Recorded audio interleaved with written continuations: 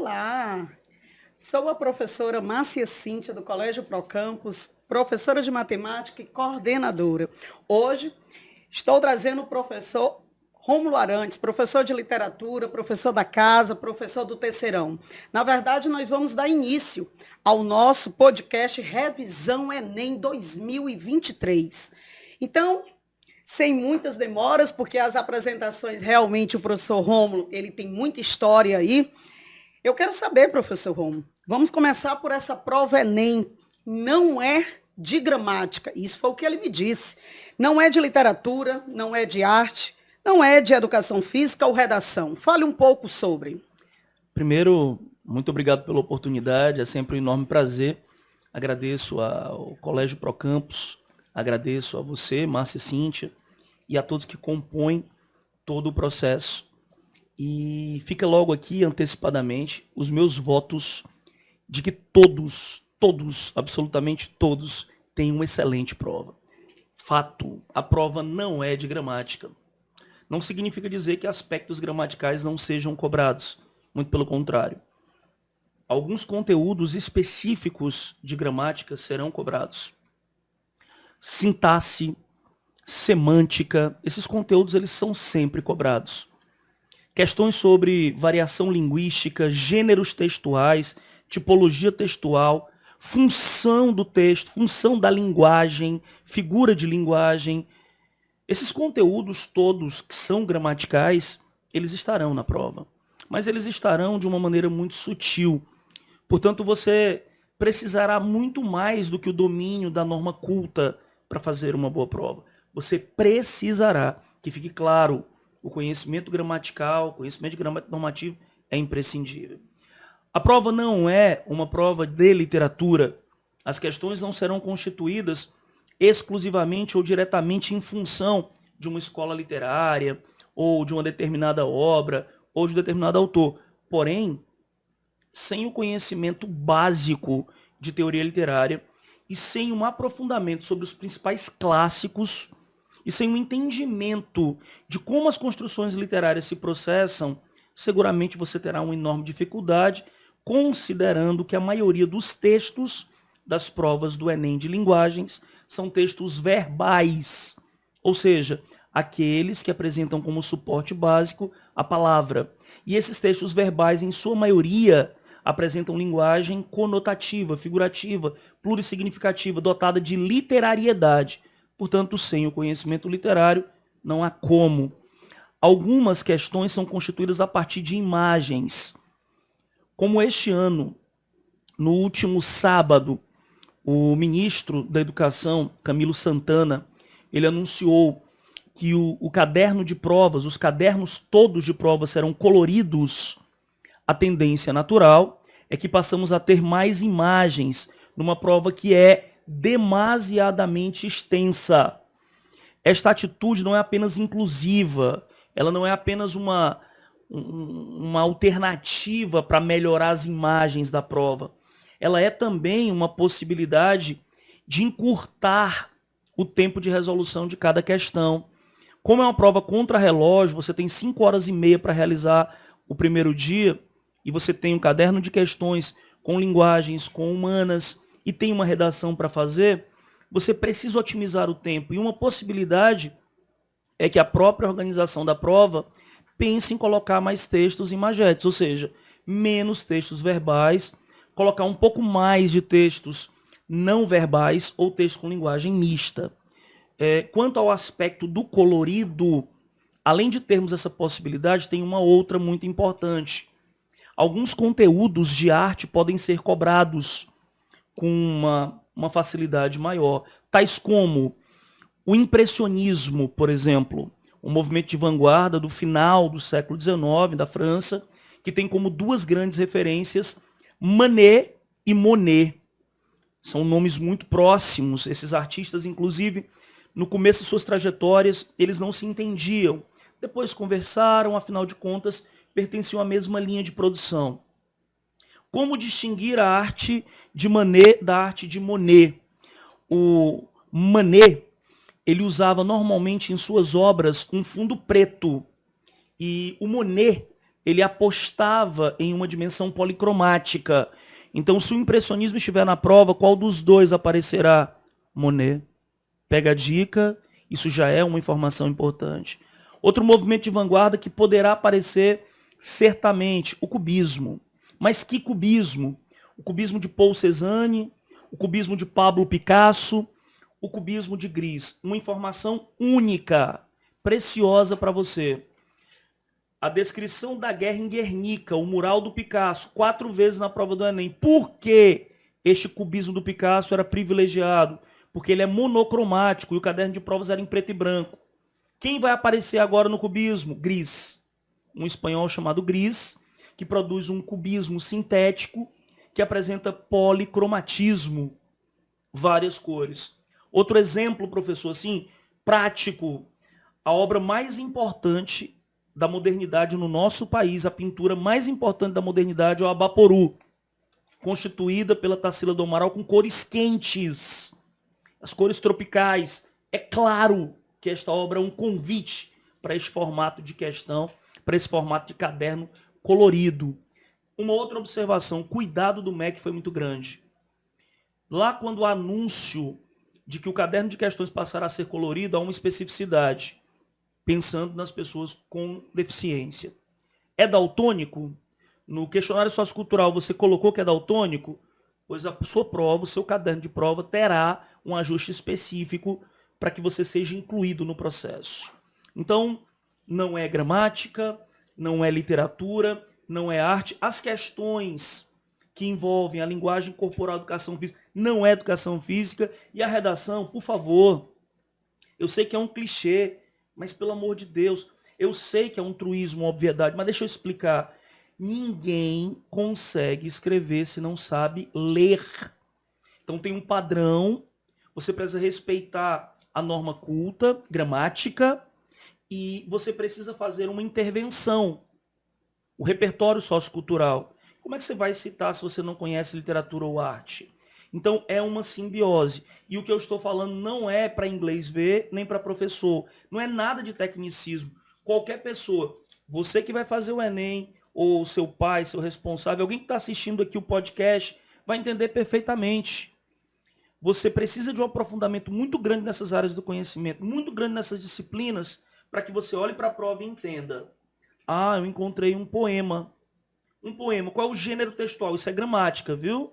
É poema. Mas como o poema se organiza? O poema se organiza com uma forma, em versos, com um conteúdo, que pode ser lírico, épico, dramático, narrativo ou satírico.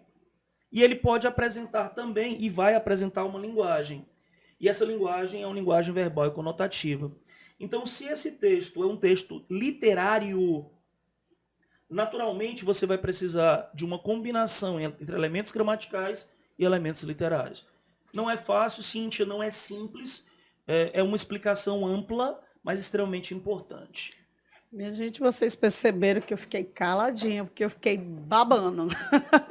Muita informação, muita informação. Eu fiz até algumas anotações importantíssimas que o Rômulo trouxe aqui, que realmente foi colocado agora no finalzinho, Rômulo. Eu acredito que já foi sugerido pelo MEC exatamente de propósito, tá? Essas informações. A questão do policromatismo, fiquem atentos com isso, tá? Eu até comentei em sala. Então, isso também você comentou aqui no podcast e também chama atenção. Então, você realmente respondeu, não é uma prova de gramática separada e tudo, não. Você vai fazer uma prova de linguagem. E o professor Rômulo agora vai estar trabalhando conosco aqui no podcast a respeito da linguagem, da prova de linguagem no Enem. Ou seja, o texto base, eu quero saber assim também sobre fonte, eu quero também saber sobre enunciado claro, direto, alternativas. Então, é nesse momento que, preste atenção agora na fala do professor Rômulo, que ele vai estar trazendo isso para vocês. Sempre que você vai participar de qualquer que seja atividade, é necessário que você compreenda as regras. Então, qual é o padrão? Os itens do Enem de linguagens têm um padrão? Tem. Esse padrão é mutável e imutável? Imutável. Se você utilizar como teste, por exemplo, as 3 últimas provas, você vai perceber que existe um padrão. Qual é o padrão? Todos os itens do Enem de linguagens precisam de um texto base. Não existe nenhum item que não seja contextualizado. Esse texto base, via de regra, é um texto verbal que apresenta entre 1 e 21 linhas. 1 e 21 linhas. Não é um texto curto, normalmente é um texto longo, cansativo. Tem uma fonte. Aí alguém poderá perguntar por que que em alguns vestibulares tradicionais não tem fonte e no Enem sempre tem. Porque normalmente os textos verbais do Enem são textos literários. E o texto literário tem uma linguagem conotativa, plurissignificativa. Como eu vou saber qual é o sentido se não considerar o contexto extralinguístico? Tem que ter. Outro detalhe, tem uma marcação. Na parte mais importante da fonte, você terá ou em negrito ou em itálico uma marcação que vai indicar o autor, ou seja, a época, o contexto, ou então vai indicar o título do livro. Só um exemplo. Uma questão do Enem de 2019 extremamente polêmica. Ela tinha um texto base muito difícil de decodificar, tinha alternativas muito parecidas, e quem decidia a parada? A fonte. Tinha lá como fonte Canções Sem Metro, que é uma canção, composição poética fortemente musical, sem metro, sem um padrão métrico específico. Só que o texto era escrito em prosa, então ele era um texto em prosa que tinha um andamento de um poema. Como? Com a presença de figuras de linguagem que remetiam à dimensão sonora, canções, sonora. E só tinha uma alternativa que falava em cadência melódica. Estou aqui passando para vocês, dando um exemplo, para que vocês entendam a importância da fonte. Muita gente despreza. Não faça isso. É um erro. Quanto ao enunciado direto. Qual é o problema do enunciado do Enem? É longo. Qual é a dica? Fragmentar. Você vai fragmentar em 2 ou 3 partes. Não tem sinal de pontuação no final, porque é de complementação. Então você propositadamente na sua prova, é sua prova, aquele caderno é seu. Pegue sua caneta e faça uma interrogação. O que ele quer? O que ele está querendo? E aí você vai para o texto base, analisa tecnicamente, define a resposta. Quando for para as alternativas, só encontra a resposta. Usando aqui uma expressão popular, não procure chifre em cabeça de égua. Por favor, não faça isso. Estou usando uma expressão bem simples para que todo mundo entenda. Mas por que você está falando isso? Porque são 5 alternativas, 4 são distratores. O que são distratores? Alternativas que interpretam corretamente o texto, mas não respondem ao que o item propõe. Então, por favor, não é uma prova de interpretação de texto. Por favor, não faça essa bobagem. Já vá com a respostinha pronta. Encontrou? Acabou. Então, esse é o formato. Eu espero, Cíntia, que com esse esclarecimento em particular, as pessoas acabem com uma bobagem. Qual é o maior mito que existe sobre a prova de linguagens? É uma prova de interpretação. Não é uma prova de interpretação, uma prova subjetiva. Uma prova subjetiva é aquela que você discorre, que você constrói um texto. As questões do Enem de linguagens não pedem a sua opinião. A única prova que você tem que escrever é a redação. Então, por favor, não é interpretar, é compreender. Siga os padrões, que eu não tenho dúvida que você vai bem. Perfeito. Mais uma vez, mas eu achei isso aí pontual. Romulo, uma pessoa que vai fazer um concurso, ele tem que saber das regras, ele tem que saber do que vai estar sendo ali cobrado, vamos dizer assim, não só de conteúdo. E você trouxe em 4 itens exatamente o fundamental. Muito bem explicado. Muito obrigado. E agora eu quero falar de 2 pontos. Sim. Que é colocado nas aulas de português, propriamente dito, de interpretação de texto e de gramática, mas agora eu quero que você relate diretamente para o Enem. A questão de funções da linguagem, que é diferente de figuras da linguagem. Sim. Certo? Então, a questão das funções da linguagem. Quais são? Como aparecem na prova? E as figuras, para que servem? Sim, perfeitamente. Então, vamos lá. Funções e figuras. Funções da linguagem são as intenções de um ato de fala. Olha, isso é uma coisa do nosso cotidiano. Vamos lá, todo mundo aqui comigo. Nós nos encontramos, hipoteticamente, nos encontramos na rua. A educação que nós temos nos obriga a nos cumprimentar. Então, normalmente, quando você encontra alguém, você faz uma saudação. Bom dia, boa tarde, boa noite. Qual o propósito disso? Estabelecer contato. Então, qual é a função da linguagem aí? Fática. Fática. Depois você encontra a pessoa e você faz uma saudação, você, de repente, transmite uma informação para ela. Você fala sobre uma determinada situação, algo que vai acontecer. Quando você transmite uma informação, o seu propósito é centrar no assunto, função referencial ou denotativa. Mas por que referencial? Porque é centrada no referente, que é o assunto. E por que denotativa? Porque a linguagem denotativa é aquela que tem unicidade de sentido, exclusivamente informativa. Suponhamos que a pessoa ela não entendeu direito sua informação. Aí você faz uma brincadeira, você é irônico, você diz assim, quer que eu desenhe? Então o que você fez aí? Você trabalhou a mensagem. Ao trabalhar a mensagem, você utilizou a função poética ou estética. Você fez uso de uma figura de linguagem, tá bom? Aí depois você tenta convencer a pessoa a ir com você para um determinado evento, ali na mesma conversa. Se você focou na pessoa com a intenção de convencê-la, apelativa ou conativa. Mas aí a pessoa ficou indecisa, e aí você fez o seguinte, você fez um depoimento pessoal de uma experiência anterior que você teve. Você se colocou em evidência emotiva ou expressiva.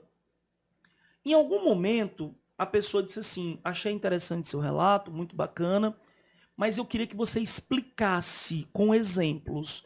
Como naquele momento você vai ter que explicar o seu próprio discurso, como foi autoexplicativo, metalinguístico. Então, assim, o que eu resolvi fazer aqui? Qualquer pessoa, absolutamente qualquer pessoa que esteja assistindo o nosso podcast, não precisa estar estudando mais, nem que vá fazer Enem, não tem problema. Qualquer pessoa vai compreender. Nós nos comunicamos e todas as vezes que nós falamos, nós temos uma intenção. Como a gramática ensina este conteúdo de uma maneira muito mecânica. Por isso, provavelmente, as pessoas têm tanta dificuldade de assimilar. Então, o que a gramática diz, Cíntia? São 6 elementos da comunicação. Todas as vezes que alguém quer se comunicar, utiliza um elemento desse de forma enfática, coloca em evidência, e quando isso acontece, tem uma função específica. Então, a gente começa com emissor, quem fala, receptor, com quem se fala, mensagem, a fala, referente, o assunto, o código é o conjunto de sinais usados para a construção, a língua, o canal, o veículo de transmissão. Olha, segundo o Zygmunt Bauman, um sociólogo, nós vivemos a pós-modernidade tempos líquidos, ou seja, tudo é muito rápido. Então imagine, por exemplo, as pessoas hoje não trabalham de forma cognitiva como antes. Então os materiais têm que se reformular, o processo de ensino tem que se reformular. Muitas vezes vale a pena você partir do exemplo para mostrar um fundamento, porque as coisas são assim, ó, dinâmicas. Então o que acontece? Olha só, vamos primeiro memorizar os elementos da comunicação, depois vamos correlacionar. É o emissor, emotiva ou expressiva? É o receptor, apelativa ou conativa? É a mensagem, poética ou estética? É o referente, referencial, denotativa? É o código, metalinguístico? É o canal, fático? Que fique claro, eu não estou aqui debochando do ensino. Eu só estou dizendo que este fundamento pode ser apresentado de uma forma diferente. É isso que eu estou propondo. A gramática pode permanecer como está? Sim. O que vai mudar é a abordagem de quem vai apresentar. Em algum momento, quando você já tiver uma maturidade maior, você passou no Enem, vai fazer um concurso, ninguém vai precisar dizer a você que a vida é dura e que ou você faz ou não acontece. Você já sabe. Então você vai pegar essa gramática e vai dar o valor que ela merece. Mas neste momento, ninguém precisa brigar contra o óbvio. E o que é o óbvio?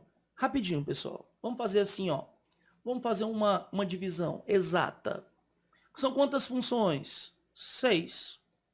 Vamos dividir por 2. Então vai dar quantos grupos? 3. 3 grupos. Então vamos pensar só assim, ó. O G1. Quem é o G1, professor? São as funções da linguagem que se encontram em dimensões antagônicas, opostas, que se opõem. Quais são as funções que se opõem? Quem é o G1, professor? A função referencial denotativa, porque é o texto não literário, e a função poética ou estética é o texto literário. Denotação, conotação, objetividade, subjetividade. Morreu. Quem é o G2, professor? São as funções que estão no extremo.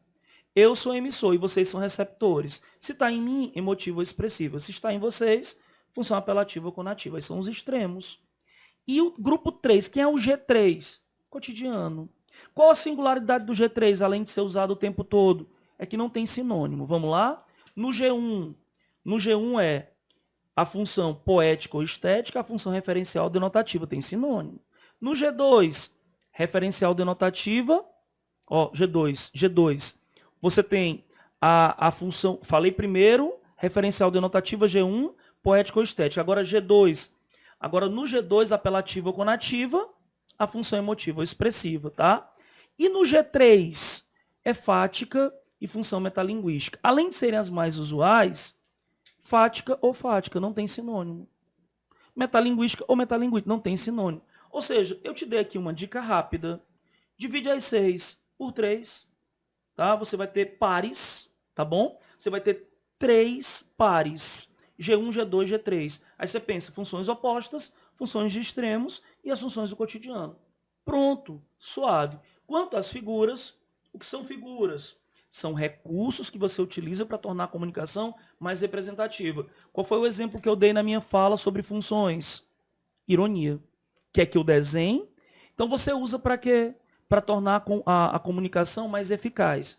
Como aparece? Aí é o seguinte, viu, Cíntia? Questões sobre funções são simples. Uma, no máximo 2 na prova, simples. Simples. Ou seja, fácil, que não pode perder. Não pode. Agora, quais são as questões mais difíceis da prova de linguagens? Figuras.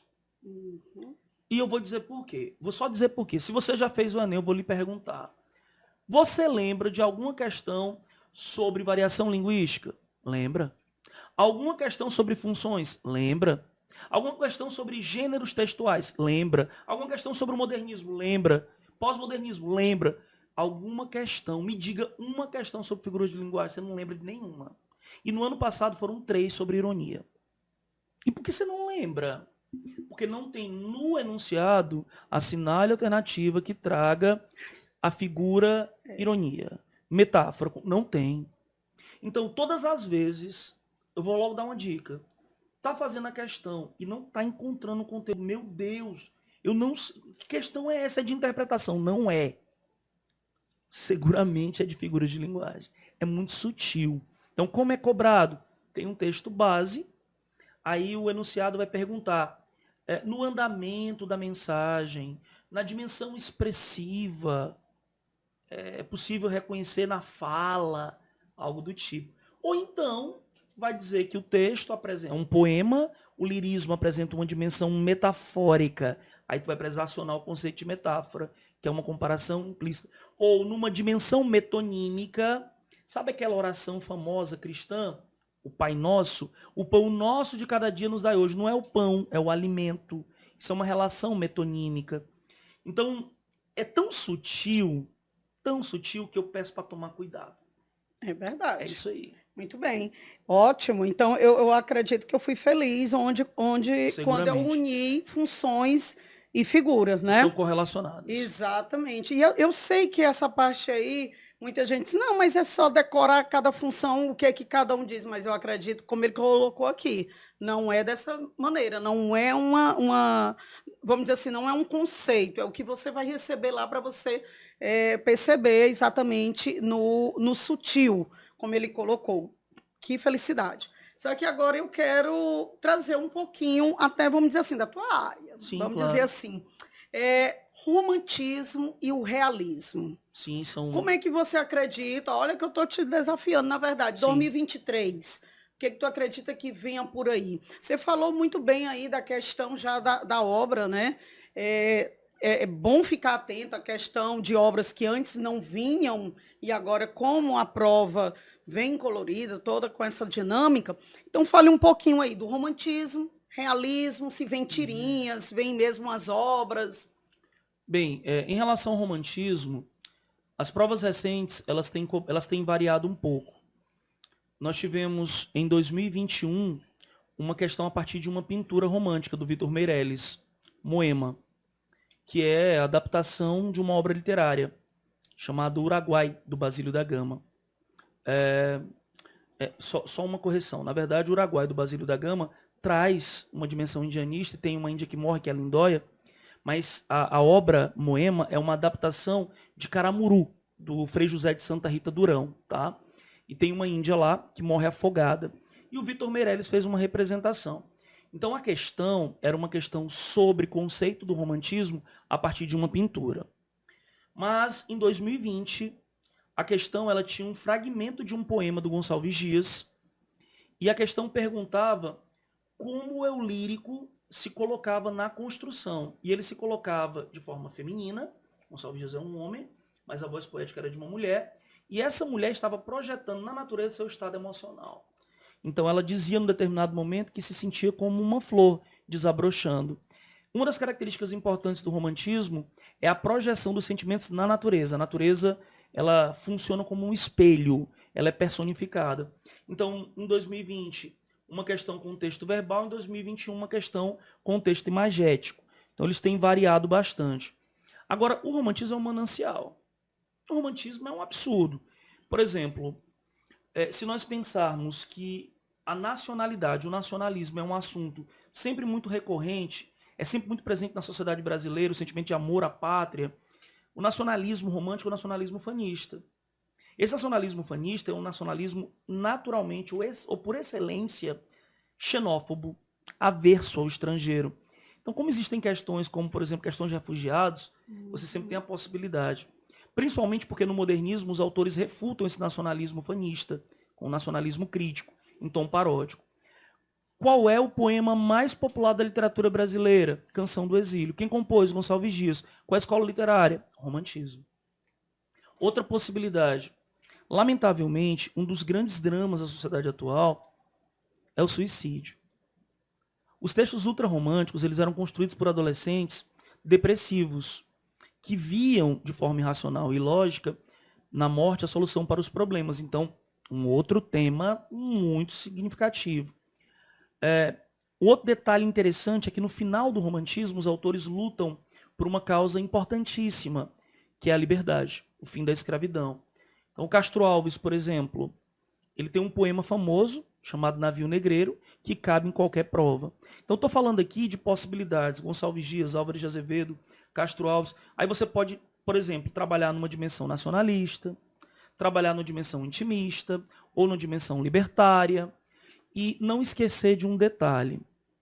Mulher é um tema muito recorrente. Como a mulher é apresentada no romantismo? De forma idealizada. Mas é importante lembrar que no século XIX a sociedade era declaradamente patriarcal e machista. Então, nós temos no romantismo uma dimensão idealista. Há uma subversão da verdade. Qual é a verdade daquela sociedade? A mulher é tratada de forma inferior. Mas nas construções literárias, de forma compensatória, como se os autores estivessem querendo prestar um serviço para a sociedade, eles enaltecem a figura da mulher. Então, Cíntia, como a prova do Enem é uma prova de temáticas sociais, eu já não penso apenas no básico fundamento de associação de características de escola, eu penso num aprofundamento. Tem isso mesmo. Outra questão importante, quando se fala de nacionalidade, né? Quem é o patriarca da literatura brasileira? O pai, o primeiro grande escritor, José de Alencar. O que ele fez de diferenciado? Ele mostrou o Brasil para os brasileiros. O Brasil é um país de proporções continentais. Então existem vários Brasis, a cidade, do interior, das matas. É muito importante considerar isso. Tema recente da prova da redação do Enem, os povos originários. Muita gente tratou do índio, porque já tinha esse repertório nas produções literárias. Então, se nós pensarmos nesta situação, que tem sido muito discutida em virtude de problemas das terras, demarcações de terras, nós vamos lembrar que o Gonçalves Dias e o José de Alencar, eles construíram um texto indianista. E o indianismo foi um pacto, foi um acordo para que se criasse um personagem que nos representasse heroicamente. Então, olhem, o romantismo é um manancial, tem essas possibilidades todas. E o realismo, eu só tenho uma coisa a dizer. O Machado de Assis está nas últimas 10 provas. Então eu não vejo como ele sair da prova. Ele não tem como sair da prova. O que mais me assustou foi a segunda aplicação de 2022. Na segunda aplicação de 2022, colocaram uma questão que tinha um texto pós-moderno contemporâneo de um autor atual, que era um pastiche. Um pastiche é uma imitação do estilo de alguém. Então o texto era uma imitação da escrita do Machado de Assis. O mais incrível, o enunciado dizia que aquele texto de ficção é um texto inventado. Ele foi feito para simular um diálogo entre o Barão do Rio Branco, ministro, e o Machado de Assis. Olha aí. Machado de Assis no leito de morte. E aí o Barão do Rio Branco foi visitá-lo. Por quê? Porque o Barão do Rio Branco é uma pessoa boa, é humanista. De jeito nenhum. Porque ele é político. E por ser político, ele não olhava para o autor ou para o ser humano. Ele olhava para o voto. É o que o texto diz. A crítica não era direta, era indireta, era uma ironia. Quem era que escrevia usando a ironia? O Machado de Assis. Outra coisa, para o aluno se tocar. Quando ele lia o texto, ele ficava, se ele prestou atenção nas aulas. Mas os textos pós-modernos, atuais, não tem uma linguagem cotidiana, simples e espontânea? Mas eu estou vendo palavra aqui que eu não sei nem o significado. Essas palavras são antigas demais, em desuso, é arcaísmo. Ah, então é um texto do século XXI, mas tem palavras do século XIX. Ah, então ele está imitando a escrita do Machado de Assis. Pois a resposta da questão dizia que o que deu expressividade àquele texto foi o fato da linguagem usada pelo narrador ser uma simulação da forma de escrita do personagem. Quem era o personagem? Machado de Assis. Olhe, isso aí é o suprassumo. Isso aí é para você entender que essa prova, que é feita em sua maioria por questões fáceis e medianas, ela vai ter 10% de questões de um nível muito elevado. E agora eu falo aqueles que buscam os cursos mais concorridos. Você não vai para lá para fazer uma boa prova. Você vai para lá para fazer a melhor prova. E você precisa acertar todas as questões. Então, fica a dica de como você pode encontrar esses conteúdos na prova. É um jogo de cintura, né? Sim. Nesse tipo de questão aí, realmente vai precisar de um jogo de cintura e muito conhecimento, na verdade, né? Os alunos do Colégio Procampus, com certeza, com as aulas do professor, na verdade, a equipe toda de linguagem, né? Seguramente. Com certeza. Eu vou estar aqui também com a professora Rose, eu vou estar com o Marcos na área da redação. Excelente. Então, eles vão estar fechando essa parte aí. E os alunos com certeza estão preparados, mas essas dicas são fundamentais. Professor Rômulo, nós vamos estar fechando, mas eu achei interessante aqui algo que você me pontuou, movimentos musicais. Sim. Você está apostando nessa colocação sobre bossa nova, MPB, o que você tem a dizer nesse podcast para atualizar os nossos alunos? Existem 4 movimentos musicais extremamente importantes que são sempre cobrados na prova. Bossa Nova. O que foi a Bossa Nova? Um fenômeno artístico, um fenômeno musical, criado no final da década de 1950 por jovens que estavam no Rio de Janeiro, na Zona Sul, ou seja, na área nobre da cidade. Eles se reuniram para fazer uma música nova. A gíria da época era bossa. Quando você queria fazer uma música nova, você fazia uma bossa. Então, bossa nova acaba sendo uma redundância, porque é uma música nova. É uma música nova de verdade. Era essa a ideia. E qual que é a base? A base é o samba. Então, eu vou usar aqui um comparativo. Partido Alto. Partido Alto, que são as bandas hoje de pagode, de samba, elas normalmente executam Partido Alto, que é aquela batida rápida, acelerada, que o cantor fala e a gente quase não consegue escutar, quase não consegue entender. O Partido Alto é acelerado. Qual é a ideia da bossa nova? Desacelerar. E como é que desacelera? Utilizando instrumentos musicais do jazz. Então, o que foi a bossa nova? Um movimento musical do final da década de 1950 que conjuga o samba brasileiro com o jazz, música negra norte-americana. É um samba sincopado, arrastado. Como ele deve ser cantado? Sussurrado. Qual é a composição mais importante? Garota de Ipanema. Quem escreveu? Vinícius de Moraes. Quem montou a música? O maestro Antônio Carlos Jobim. Esses são os 2 maiores parceiros da música popular brasileira. Esse movimento é absurdo. O nacionalismo fanista vai, com certeza, ser mencionado. Outro movimento é MPB ou música de protesto. Aí são composições que criticam o regime ditatorial. Aí é uma música política, tem menos chance de aparecer, porque a prova não é política. A prova é sempre uma prova social. Mas pode né? aparecer? Pode, porque o aspecto linguístico dessas letras é muito interessante. Tem uma característica dessas composições que se chama linguagem de fresta, porque existia censura. Sim. Então eles não falavam diretamente. Por exemplo, Cálice, que é uma composição em parceria do Gilberto Gil com Chico Buarque de Holanda. Cálice, pai. Afasta de mim esse cálice, pai. Cálice. Nós temos uma cacofonia. Cálice, cale sua boca. Então eles usavam esses recursos da linguagem sutil, implícita, para não sofrerem censura. Jovem Guarda, esse é um movimento dançante. Seguramente os meus pais, os avós de vocês, curtiram bastante. The Fevers, os Vips e tantos outros. Roberto Carlos, Erasmo Carlos, Vanderlei. Isso é um movimento de música comercial. A ideia era fazer realmente um cover dos Beatles. Então, uma música que foi, inclusive, patrocinada pela ditadura, porque serviu como forma de alienação das massas. E o último grande movimento artístico do nosso país teve grande força na música, que foi o tropicalismo. Tá? Aí você tem Caetano Veloso, Gilberto Gil, Torquato Neto, Capinã, a Rita Lee, que infelizmente nos deixou, e os Mutantes. Você tem um grupo aí gigantesco em torno de uma adaptação. Eles não querem copiar, eles querem adaptar, fundindo elementos estrangeiros com locais eruditos, com populares, uma sonoridade experimental. É uma adaptação da antropofagia oswaldiana, do Oswald de Andrade da primeira fase moderna. É pegar o que vem de fora e adaptar às nossas necessidades. Você aposta em alguma, assim, com tanto estudo para 2023? Olha aí. Essas quatro, elas são muito fortes, né? Mas provavelmente os extremos sejam mais interessantes, como a bossa nova e o tropicalismo. A bossa nova é nacionalismo fanista, aquele dos românticos, e o tropicalismo é nacionalismo crítico. O tropicalismo é sempre o que tem mais chance de aparecer. Até porque existem artistas tropicalistas que ainda estão vivos. Como Tom Zé e Arnaldo Antunes.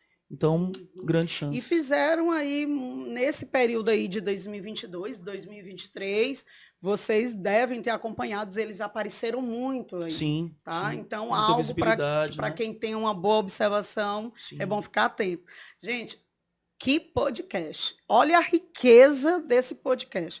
Na verdade, ele é uma gravação, é uma nova roupagem do Enem Sem Medo. Tá? Nós vamos estar trazendo outros professores para essa conversa. Na verdade, eu estou aqui para aprender mais uma vez, como é muito interessante. E os nossos alunos do Colégio Procampus vão receber um material, vão estar acompanhando, porque como eu coloquei ali, todo esforço, tá, tem a sua recompensa. E é interessante que vocês entendam, como professora, como coordenação, é o melhor que nós estamos trazendo para vocês. Então, de já agradeço, professor Rômulo, a sua imensa riqueza de conhecimento, tá, que deixou aqui nesse podcast para vocês, alunos do Colégio Procampus. Tenham um bom dia e até a próxima.